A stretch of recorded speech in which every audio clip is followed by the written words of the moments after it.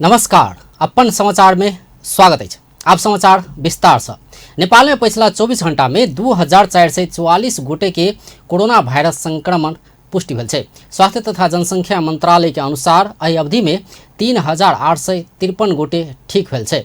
तहिना 42 गोटे के मृत्यु भेल छै। पिछला 24 घंटा में 6648 पीसीआर आ 4992 गोटे एंटीजेन क 11640 गोटे के कोरोना परीक्षण भेल छै, जाहि में 1501 पीसीआर आ 935 गोटे के एंटीजेन पॉजिटिव देखल गेल छै। नेपाल में अखन धरि 6,68,221 गोटे में संक्रमण पुष्टि भेल छै, जाहि में से 5,88,187 गोटे कोरोना जीतल छै। तहिना 9,051 गोटे के मृत्यु भेल छै। अखन 37,950 गोटे संक्रमित आइसोलेशन में रहल अछि। एम्हर प्रदेश 2 में पिछला 24 घंटा में 36 गोटे संक्रमित भेल छै। स्वास्थ्य निर्देशनालय देने तथ्याङ्क अनुसार धनुषा में 11, सिराहा में 11, महोत्तरी में 4, पर्सा में 4, सर्लाही में 2, रौथड़ में 2, सप्तरी में 1, बारा में 1 आ बारा में 1 संक्रमित भेटल छै। एहि संगे प्रदेश 2 में कोरोना के कुल संक्रमित के संख्या 36,968 पहुँचल अछि। तहिना 33,947 गोटे संक्रमण से मुक्त भेल छै। प्रदेश 2 में कोरोना से मृत्यु होला के संख्या 988 पहुँचल छै। प्रदेश 2 में अखन 2033 सक्रिय संक्रमित रहल छै।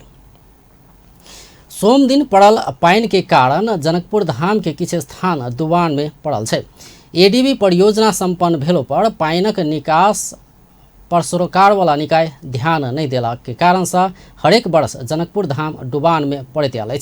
पिरारी चौक, रामानंद चौक, भानु चौक, राम चौक लगायत के स्थान सबके संगे नगर के भीतरी सड़क में पानी जमल है। एकर संगे बरसात के महीना में जनकपुर धाम के विभिन्न सड़क में संघीय ढल तथा खाने पानी कार्यालय द्वारा सड़क तोड़ कर ढल बिछेबा काज शुरू कयल गेला से सेहो अतुका सर्वसाधारण समस्या में पड़ल है। एम्हर जनकपुर धाम के 0 माइल स्थित फल फूल बाजार सेहो डुबान में पड़ल है। व्यापारी सब अपना सबके समस्या प्रति स्थानीय तह से ल क कोनो सरकार ध्यान नहीं देने उपराग कयलक अछि। 2 लाख रुपया के आम जो है सेहो भीज गए। एकर सरकार कोई पहल नहीं करती। जमीन हम प्राइवेट में ले छी, प्राइवेट वाला 1 साल के बाकी खाली करवा रही। एक लागी सरकार के हम आग्रह करे छी, हमारा सबके जगह जल्दीबाजी दिल जाओ। हाँ, नहीं तो काल होकर में विवाद खड़ा होते। सरकार के पाए हम जैसी राजस्व तीरे छी, सब चीज तीरे छी, दै छी, कर तीरे छी। हमारे सबके 40 बरस के मेहनत सब पानी में जा रहा काम। ते समस्या कहो हजूर, मेयर साहब बड़ खुशी से हमसे वोट देने रहिए कि साइकिल साहब में वोट देवे तो हमारा के बहुत विकास होते। विकास तक केहन हो कि बाजार के दुख देख के सर हम सब अपनो दुख बिसर गए छी। हमरा के क्षति देख लू, पूरा मंडी के मिला के हमरा बुझाई 1 करोड़ से कम के क्षति नहीं होती होगा 1 घंटा के बारिश में। अब कते तकलीफ कहू देख रहे छी, अपने देख लाइवे बना रहे छी, अपने तो हजूर देख रहे छी। ये सब प्रतिक्रिया है हमरा सबके। अब केना होते एकर विकास आ केना हम सब अथी से निकलबे दलदल से मेयर साहब से गुजारिश करियो अपने सब। पूरे पानी जो है ना मंडी में अभी पूरे अथी के पानी बारिश पानी के चलते भीतर पानी घुसला के चलते बहुत ज़्यादा क्षति भ रहा है। खाना सब दहला गए, गैस तैस माने सब अथी भ गए। जनलिए अभी तो भूखे रह रहा छिए। आप की करी, अब 12 आदमी छी, 12 आदमी के अभी खाना अभी तोड़ी नहीं बगले 12-1 बाज गए। अभी सब दहला गए, अब कुछ मिले में हेबे नहीं करे। अब कथी पे बना के खबी सामानमो रहती तब नहीं बना के कबो पेबे। बार बार हमरा सबके ऐसा समस्या देखे पड़ी छी। नगर पालिका के कंप्लेन करे छी, आई करब बिहान करब, करते करते हम सब तबाह हो गए छी। कि मुख्यमंत्री तक नहीं सुने के लिए तैयार है। वार्ड अध्यक्ष तो छोड़ दिया, वार्डो अध्यक्ष वैसा नहीं पहल कर रहा है। कहे हम की करूँ, हमरा तो मेयर कुछ कहबे नहीं करे छी। डुबान के कारण हरेक बरस लाखों रुपया के क्षति बिहोरैत आयल व्यापारी सब जनौलक अछि। प्रदेश 2 में 14 लाख से बेसी वृक्ष रोपण अभियान शुरू भेल छै। सोम दिन प्रदेश के 8 जिला में एक साथ ई अभियान शुरू कयल गेल छै। राष्ट्रीय वृक्षारोपण दिवस के अवसर पर प्रदेश सरकार ई अभियान शुरू कयलक अछि। अभियान के मुख्यमंत्री लाल बाबू राउत उद्घाटन कयलनि अछि। धनुषा के मिथिला नगरपालिका वड़ा नंबर 4 पुष्पलपुर में बड़ आ पीपर के गाछ रोपि कऽ मुख्यमंत्री राउत उद्घाटन कैलनि अछि। अभियान अंतर्गत सप्तरी में सामाजिक विकास मंत्री नवल किशोर शाह, सिराहा में अर्थ मंत्री विजय कुमार यादव, महोत्तरी में उद्योग पर्यटन वन तथा वातावरण मंत्री राम नरेश राय आ आंतरिक मामला तथा संचार राज्य मंत्री सरोज सिंह कुशवाहा, सर्लाही में उद्योग पर्यटन वन तथा वातावरण मंत्री राम नरेश राय आ महिला बाल बालिका तथा खेलकूद मंत्री वीरेंद्र कुमार सिंह, अरुथड़ में भूमि व्यवस्था कृषि तथा सहकारी राज्य मंत्री योगेंद्र राय यादव, बारा में अर्थ राज्य मंत्री उषा कुमारी यादव आ पर्सा में ऊर्जा तथा खाने पानी मंत्री ओम प्रकाश शर्मा वृक्षरोपण करैत अभियान शुरू कैलनि अछि। ई अभियान अंतर्गत 7 दिन धरि प्रदेश के जिला सब में वृक्षारोपण कयल जायत। 8 जिला के कुल 1135 हेक्टेयर जमीन में 14,46,796 टा वृक्ष रोपबाक कार्यक्रम रहल उद्योग पर्यटन वन तथा वातावरण मंत्रालय जानकारी देलक अछि। प्रधानमंत्री केपी शर्मा ओली नेपाली कांग्रेस प्रचंड पथ में चलल टिप्पणी कैलनि अछि। स्वर्गीय जननेता मदन भण्डारी के 70वां जन्म दिवस के अवसर में सोम दिन काठमांडू भेल कार्यक्रम में प्रधानमंत्री ओली नेपाली कांग्रेस प्रचंड पथ पर चलल बतौलनि अछि। ओ कांग्रेसक नेता सब नाथुराम गोडसे खोजबाक आ नहीं भेटला पर नाथुराम गोडसे अपने हेबाक तह में पहुंचल दावी कैलनि अछि। कांग्रेस प्रचंड पथ में चलला बाद प्रचंड पद के छाह न्यायालय में पड़ल सेहो दावी प्रधानमंत्री ओली कैलनि अछि। प्रधानमंत्री ओली नेकपा एमाले के वरिष्ठ नेता एवं पूर्व प्रधानमंत्री माधव कुमार नेपाल के नेपाली कांग्रेसक सभापति शेरबहादुर देउवा के कार्यकर्ता आ नेकपा माओवादी केन्द्र के अध्यक्ष पुष्पकमल दाहाल के नेंगडी भेल टिप्पणी कैलनि अछि। माधव नेपाल भन्ने एकजना कांग्रेसका पछाडि कुद्ने मान्छे छन्। अहिले नेपालको राजनीतिमा सबैजसोले नै चिन्छन् प्राय, किनभने असाध्य चर्चा भइराखेको छ कि यतिसम्म पनि मान्छे पतन हुन सक्दो रहेछ। आफ्नो पार्टीको सरकार डाल्ने, प्रमुख प्रतिपक्षको नेतृत्वमा सरकार बनाउने, कम्युनिस्ट आन्दोलन सिद्ध्याउने, अर्कोतिर लागिसक्ने अनि नेकपा एमालेको वरिष्ठ नेता हुँ भनेर फेरि हिँड्ने, यस्तो लाज शरम पछिको मान्छेको चर्चा अलिकति मान्छेले सकारात्मक मात्रै होइन नकारात्मक हिसाबले पनि चर्चा त हुन्छ नि, मान्छेहरूले गर्छन् नि। गान्धीको मात्रै चर्चा हुँदैन, नाथुराम गोडसेको पनि चर्चा हुन्छ। आजकल नाथुराम गोडसेको अलिक बढी चर्चा हुने गरेको छ, किनभने नेपाली कङ्ग्रेस प्रचण्ड पथमा हिँडेपछि नेपाली कङ्ग्रेसका नेताहरू नै नाथुराम गोडसे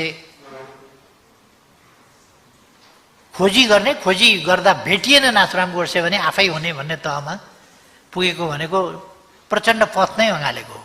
यसै त अराजनीतिक अस्थिरताको खेती, देश कता जान्छ भन्ने कुराको मतलब छैन, त्यो कुरामा पुग्नु भनेको स्वाभाविक रूपमा यो प्रचण्ड पथ नै अँगालेको हो। प्रचण्ड पथ यति व्याप्त अहिले भइसक्यो, नेपाली कङ्ग्रेसले अँगालेपछि, त्यसलाई आफ्नो मार्गदर्शक सिद्धान्त कङ्ग्रेसले बनाएपछि अहिले प्रचण्ड पथ सुप्रिम कोर्टमा पनि चर्चा हुन्छ। फ्रान्स र बेलायतका राजाहरू किन काटिन्थे भन्दा अहिलेको राष्ट्रपति र प्रधानमन्त्रीले गरे जस्तै गर्दा रहेछन् र पो काटिँदो रहेछ। अलिक कालो बोक्रो भएका ठाउँमा पुग्यो भने त्यहाँ कालो कालो बनाउँछ, सेपाराले रङ फेर्छ त। राजाहरू किन काटिन्थे भन्दा अहिलेको राष्ट्रपति र प्रधानमन्त्रीले गरे जस्तै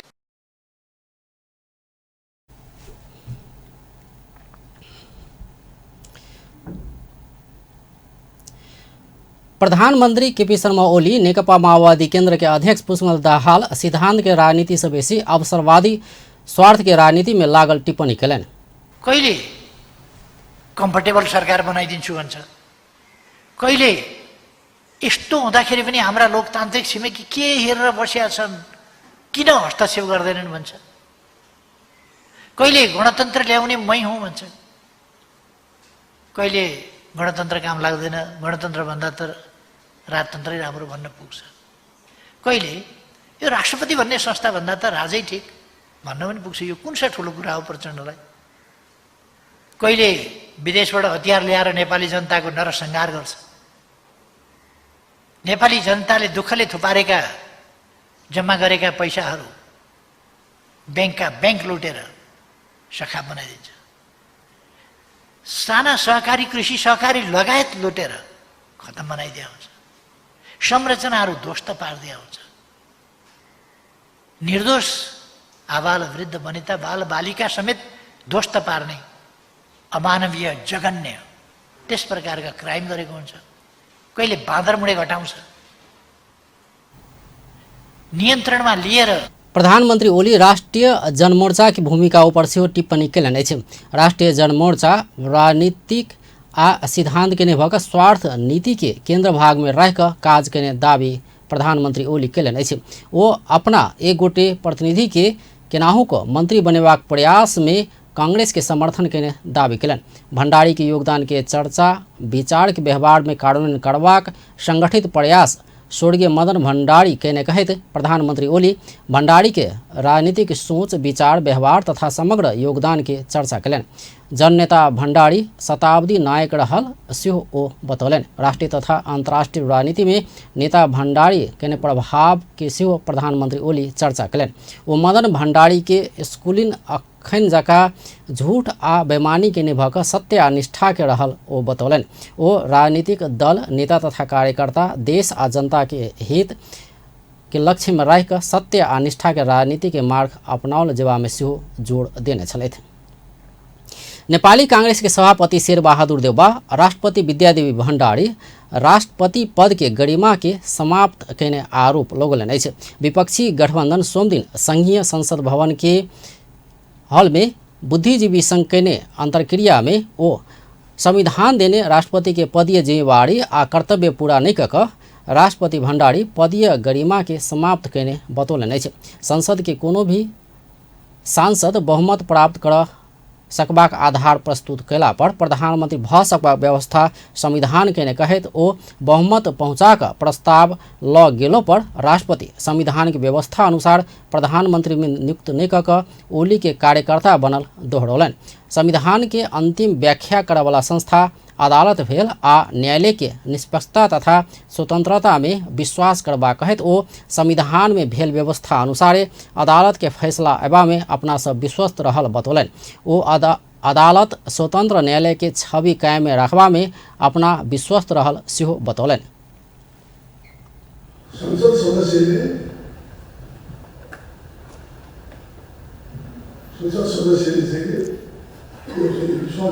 विश्वास पर्याप्त आधार प्रस्तुत गर्न सकेमा बहुमत प्राप्त गर्न आधार प्रस्तुत गरेन नियुक्त गर्नुपर्ने छ भन्ने हामीले बहुमतको आधार प्रस्तुत गर्यौँ। हामीले सबै महामन्त्रीमा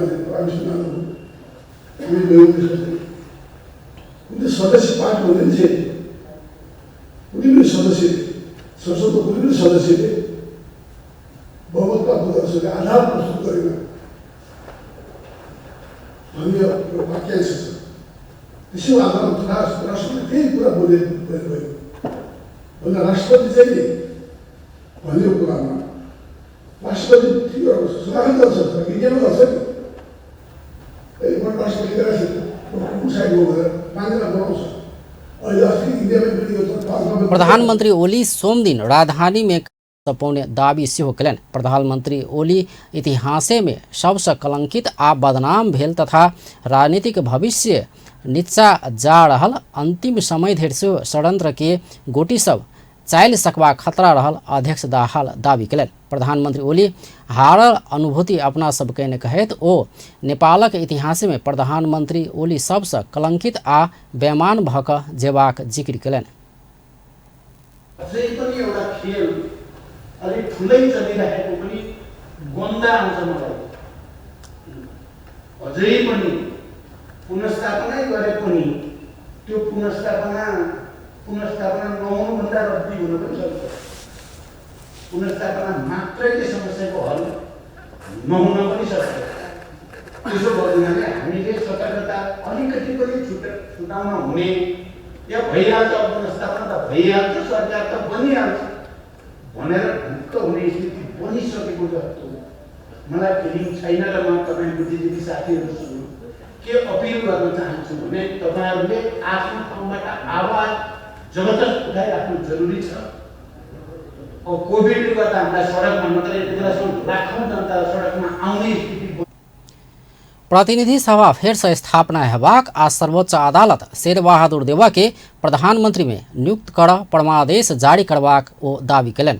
तथ्य तर्क आ प्रमाण से पुनर्स्थापना हेबाक बाद में आशंका करबाक ठाम नहीं भेल ओ बतौलनि। यद्यपि संसद पुनर्स्थापना भेलो पर बड़का खेल चल सकबाक सेहो ओ बतौलनि। पुनर्स्थापना मात्र समस्या के समाधान नहीं हेबाक कहैत प्रचंड पुनर्स्थापित संसद नहीं हो नीक स्थिति में हेबाक आशंका सेहो व्यक्त कयलनि। कुनै हालतमा मानिँदैन संवैधानिक कृतिहरू पनि जुन नाटकीय ढङ्गले षड्यन्त्रपूर्ण ढङ्गले गरिएका छन्।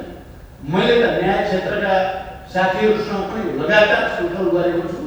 तिनलाई खारेज गर्ने उपायहरू अहिलेदेखि पनि गरिराख्नु, त्यसमा खारेज गर्नुपर्छ र मान्यता स्थापित हुने गरी पुनर्नियुक्ति गर्न जरुरी छ।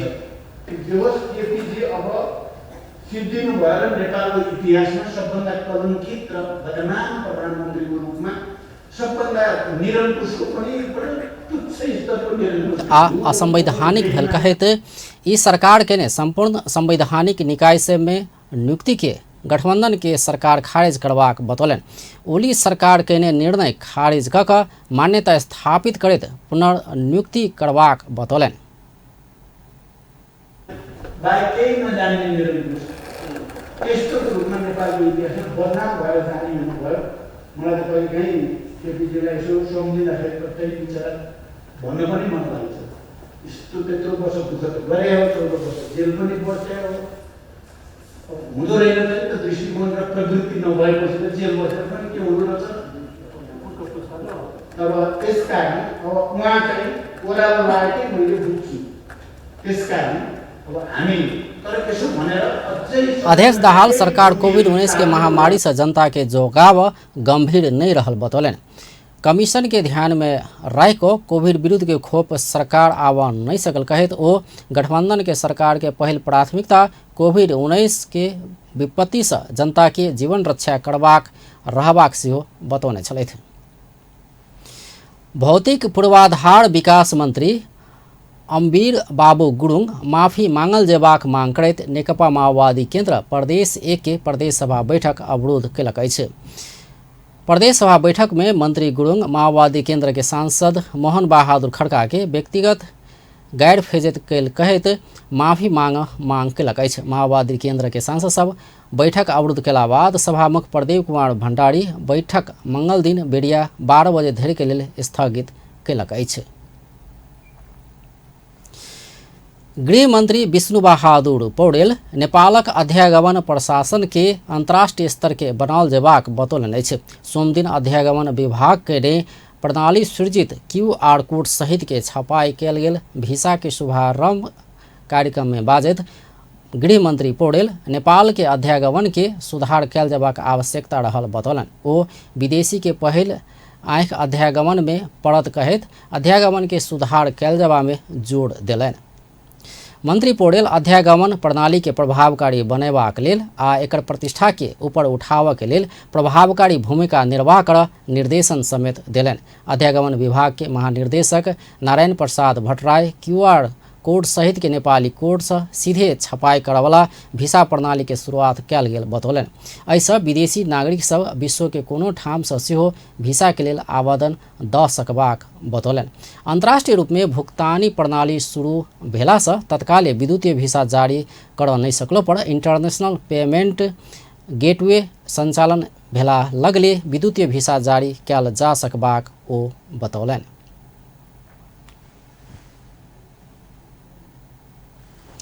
योगदान में आधारित सामाजिक सुरक्षा योजना में अखन धरि 2,51,292 योगदानकर्ता सूचीकृत भेल छै।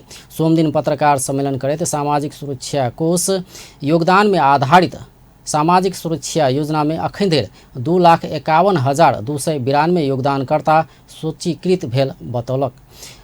कोष में 14,580 रोजगारदाता सूचीकृत भेल अछि। तहिना 6,39,35,00,000 योगदान रकम संकलन भेल सामाजिक सुरक्षा कोष जानकारी देलक अछि। सामाजिक सुरक्षा कोष के प्रवक्ता विवेक पंथी कोष संचालन केने दवाई इलाज स्वास्थ्य तथा मातृत्व सुरक्षा योजना में 2047 योगदानकर्ता के 3,91,00,000, दुर्घटना तथा अशक्तता योजना में 91 योगदानकर्ता के 26,91,000 आश्रित परिवार तथा सुरक्षा योजना में 41 आश्रित परिवार के 48,03,000 रुपया रकम कोष दाबी भुगतानी भेल जानकारी दिलन। तहिना वृद्धावस्था सुरक्षा योजना में 874 योगदानकर्ता के 6,97,00,000 क 11,62,00,000 रुपया कोष दाबी भुगतानी भेल ओ जानकारी दिलन। निरन्तर योगदान रकम सङ्कलन भइरहेको छ। हालसम्म कोषमा जम्मा 14,580 रोजगारदाता, 2,51,292 योगदानकर्ता, 6,29,39,35,00,000 योगदान रकम सङ्कलन भएको छ भने कोषले सञ्चालन गर्ने औषधि उपचार स्वास्थ्य तथा मातृत्व सुरक्षा योजनामा 2047 योगदानकर्तालाई रु 3,91,00,000, दुर्घटना तथा अशक्त सुविधा योजनामा 91 योगदानकर्तालाई 26,91,000, कोष 2077 माघ 29 गते सामाजिक सुरक्षा योजना सञ्चालन कार्यविधि के दोसर संशोधन भेला बाद मात्रै कोष में 1,328 रोजगारदाता, 64,956 योगदानकर्ता आ 2,21,12,00,000 रुपया से बेसी रकम संकलन भेल जनौलकै छ। प्रवक्ता पंथ आर्थिक वर्ष 2076-77 भीतर सूचीकृत योगदानकर्ता कोष के आर्थिक वर्ष 2076-77 के वृद्धावस्था सुरक्षा योजना अंतर्गत के संकलित योगदान रकम के लगानी से प्राप्त प्रतिफल 3,80,15,698 रुपया 80 पैसा वितरण योग्य रकम के कोष में संबंधित योगदानकर्ता के योगदान रकम दाखिला भेल आधार में 8% प्रतिफल वितरण करबाक निर्णय भेल बतौलन। ई रकम कोष संबंधित योगदानकर्ता के सामाजिक सुरक्षा के खाता में जल्दिए जमा क देबाक सेहो बतौलन।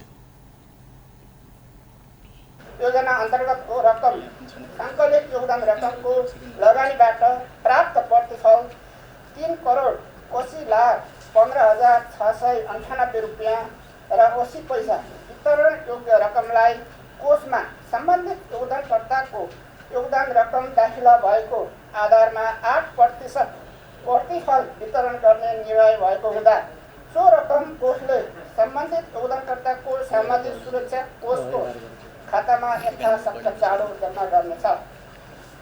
नेपाल सरकारले बजेट वक्तव्य मार्फत योगदानकर्ताको 2078 जेठ र असार महिनाको योगदान में आधारित सामाजिक सुरक्षा योजना में 2076 साल साउन 1 गते से रकम संकलन होब लागल अछि। सामाजिक सुरक्षा कोष योगदान में आधारित सामाजिक सुरक्षा योजना में आबद्ध होब सबके आह्वान सेहो कयलक अछि।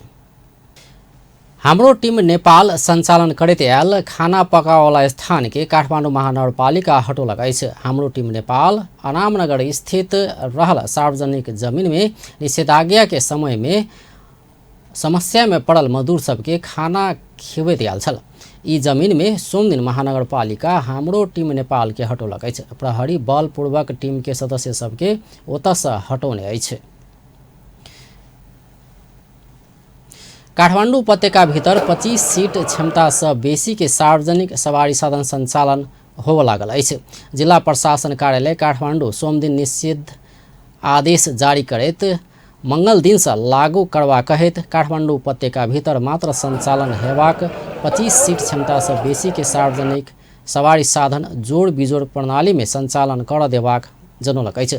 सार्वजनिक सवारी साधन संचालन करैत काल स्वास्थ्य मापदंड के पूर्ण पालना कयल जयबाक अनिवार्य रूप में भौतिक दूरी कायम कयल जयबाक कहल गेल छै।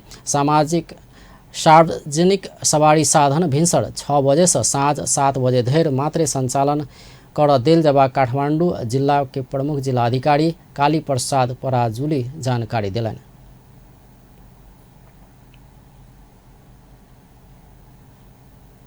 बसहरू चाहिँ बिहान 6 बजेदेखि बेलुका 7 बजेसम्म सञ्चालन गर्न दिने, त्यसमा स्वास्थ्य प्रोटोकलहरू अनिवार्य रूपमा पालना गर्ने भनेर निर्णय भएको छ। तर साइन्टिफिकै छैन अहिलेसम्म। आज्ञालाई चाहिँ अब फेरि 1 हप्ताको लागि निरन्तरता दिएका छौँ। आवश्यकताको सिद्धान्त है, तर साइन्टिफिक जनताको आवत जावतलाई चाहिँ अलिकति सहजीकरण गर्नको निम्ति अब सार्वजनिक यातायातको अब 25 तैनाका खाद्यान्न, दूध तथा दूधजन्य पदार्थ, फलफूल, तरकारी, माछ, मांस, पूजा सामग्री बिक्री वितरण करवाला दुकान सब, खेलकूद सामग्री दुकान सब, स्टेशनरी दुकान सब साँझ 6 बजे धरि सञ्चालन कयल जेबाक जनाओल गेल छै। डिपार्टमेंट स्टोर, कपड़ा, जूता, fancy, cosmetic, sari, gift item, tailoring, सोन पसल, भाड़ा, विद्युतीय घड़ाइसी सामग्री, ऑटोमोबाइल शोरूम, ऑटोमोबाइल पार्ट्स दुकान, इलेक्ट्रॉनिक्स दुकान, निर्माण जन्य सामग्री के दुकान लगायत दुकान भिन्सर 11 बजे से साँझ 6 बजे धरि मात्रै सञ्चालन कयल जा सकैछ। सब क्षेत्रहरू खुकुलो पारेको अवस्था छ अहिले।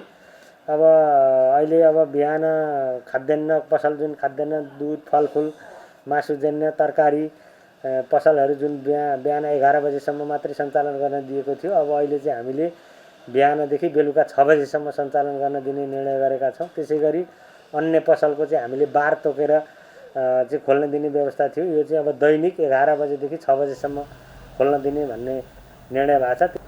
तर साइन्टिफिकै छ। यी आदेश असार 21 गते धरि के लिए लागू हेबाक काठमाडौँ जिला के प्रमुख जिलाधिकारी पराजुली जानकारी देलनि अछि। चोभाड़ में निर्माणाधीन सुखा बंदरगाह अखाड़ मसांत बाद संचालन कयल जा सकैया। रवि दिन इंटर मॉडल यातायात विकास समिति के कार्यकारी निर्देशक आशीष गजुरेल चोभाड़ के सुखा बंदरगाह इहे अखाड़ मसांत भीतर सम्पन्न करबाक जनौलक अछि। बंदरगाह के काज 90% सम्पन्न भ चुकल आ बंदरगाह संचालन के लेल पूर्वाधार बनि चुकल ओ बतौलनि। किछ बाँकी रहल काज इहे आर्थिक वर्ष भीतर सम्पन्न भ जेबाक ओ बतौलनि। काठमांडू में बनल सुखा बंदरगाह के कारण बाहरी देश सीधे काठमांडू में आवेवाला सामग्री की सबके आन सहज हेबाक कार्यकारी निर्देशक गजुरेल बतौलनि। र चाहिँ भन्सारको लागि र क्वारेन्टिनको लागि चाहिँ बिल्डिङ तयार भइसकेको छ। यसै भोलि सञ्चालनको लागि सञ्चालकको लागि पनि हाम्रो चाहिँ प्रशासनिक भवन चाहिँ निर्माण भइसकेको छ। त्यस्तै यो एप्रिजल सेट जहाँ चाहिँ चेक जाँच गरिन्छ, यो एप्रिजल सेट पनि यो 3टा तयारी भइसकेको छ। र गोदाम पनि ठुलो ठुलो गोदामहरू 54 मिटर बाई 24 मिटरको गोदाम 2टा पनि निर्माण भइसकेको छ हैन। अब त्यस्तै हाम्रो चाहिँ यो अहिले जहाँ बसिरहेको छौँ यो चाहिँ कन्टेनर यार्ड भयो, त्यो पनि तयार भइसकेको छ। र हाम्रो पार्किङ यार्डहरू पनि चाहिँ बनिसकेको चाहिँ स्थिति छ। र गेटहरू पनि अब 3टै धमाधम सकिने स्थितिमा चाहिँ छ। भनेपछि यसरी हाम्रो चाहिँ अब ओ वीरगंज, विराटनगर, भैरवा, नेपालगंज में क्लियर नहीं कह सामग्री एके बेर काठमांडू में क्लियर कयल जा सकबाक अवस्था रहला से बंदरगाह व्यापार के सहजीकरण आ सामान के ढुवानी ओसार पोसार करबाक मोल के घटाव योगदान करबाक ओ बतौलनि। पृथ्वी राजमार्ग होइत बंदरगाह धरि सामान ढुवानी कयल जा सकबाक ओ जानकारी देलनि। बंदरगाह के लागत अनुमान 1 अरब 80 करोड़ रहल सेहो ओ जानकारी देलनि अछि। आब खेल समाचार।